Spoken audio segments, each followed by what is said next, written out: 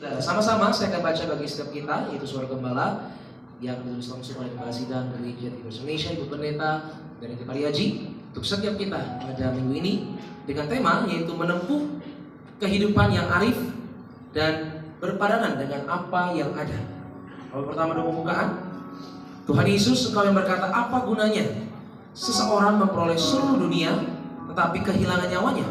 Cepat atau lambat suatu hari nanti setiap orang akan menghadap pengadilan terakhir di alam roh.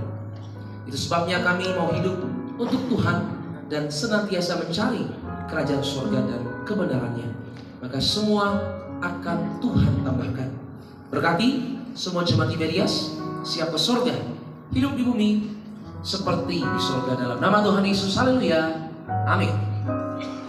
Romawi kedua, yaitu menempuh kehidupan yang arif dan berpadanan dengan apa yang ada. Kehidupan yang arif adalah hidup yang mengatur pelaksanaan berbagai tanggung jawab dan membagi waktu serta tenaga dengan cara yang masuk akal, serta hanya untuk hal-hal yang penting. Bagaimana agar kita menempuh kehidupan yang arif dan berpadanan dengan apa yang ada? Yang pertama, libatkan diri kita hanya untuk perkara yang perlu dan masuk akal. Dalam Matius 6 ayat 32 hingga 33 dan juga dalam Lukas 18 ayat yang ke-25. Orang yang arif selalu memperhatikan dirinya sehingga dapat memilih mana perkara yang perlu masuk dan masuk akal. Karena tujuan hidupnya adalah surga, bukan dunia ini. Hamba-hamba Allah pada zaman dahulu memberikan contoh yang baik kepada kita. Mereka mengatakan bahwa mereka hanyalah orang asing dan perantau di bumi ini. Karena itu mereka mencari negeri yang lebih baik, yaitu negeri yang di surga. Ibrani 11 ayat 13 hingga 16. Mereka hanya takut kepada kerajaan Allah, dan hal itu juga lah yang harus kita lakukan. Yang kedua, giatkan diri kita dalam kegiatan-kegiatan rohani. Filipi 1 ayat 9 hingga 10 dan Matius 9 ayat 37. Mari kita periksa, selidiki diri kita. Apakah kita sudah menyederhanakan kehidupan kita? Atau sebaliknya kita membuat hidup kita menjadi rumit? Dengan hidup yang arif, maka kita akan mempunyai banyak waktu, termasuk mengambil bagian yang lebih besar dalam penuaian rohani. Mari kita menjadi manusia rohani.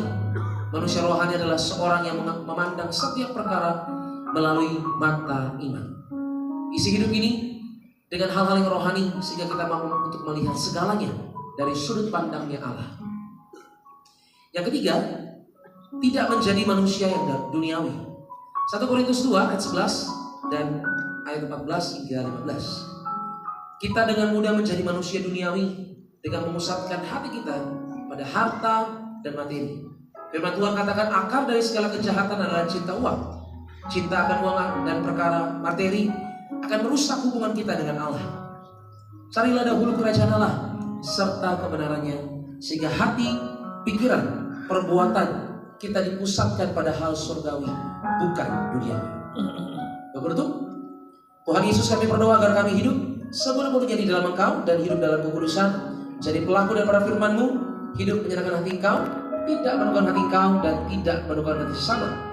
Engkau mengendaki agar nama kami tercatat dalam kitab kehidupan di surga. Kalau sampai nama kami tidak tercatat sesuai dalam Wahyu 20 ayat 14 hingga 15, kami akan mengalami kematian kedua, yaitu lautan api. Kami mau bersungguh-sungguh hidup di dalam Engkau sepenuhnya, dan biarlah Allah Roh Kudus selalu mengurapi kami, memenuhi roh, jiwa dan tubuh kami. Dan dalam hidup ini kami mau selalu bertobat, belajar setiap hari. Belajar firman-Mu, mendalami firman-Mu dan lakukannya. Dalam nama Tuhan Yesus kami percaya, kalau kami hidup sepenuhnya di dalam Engkau, maka terjadilah doa yang Kau ajarkan sendiri, yaitu hidup kami di bumi seperti di surga. Dalam nama Tuhan Yesus, haleluya, amin. Jika saudara gembala, sudah tepuk tangan yang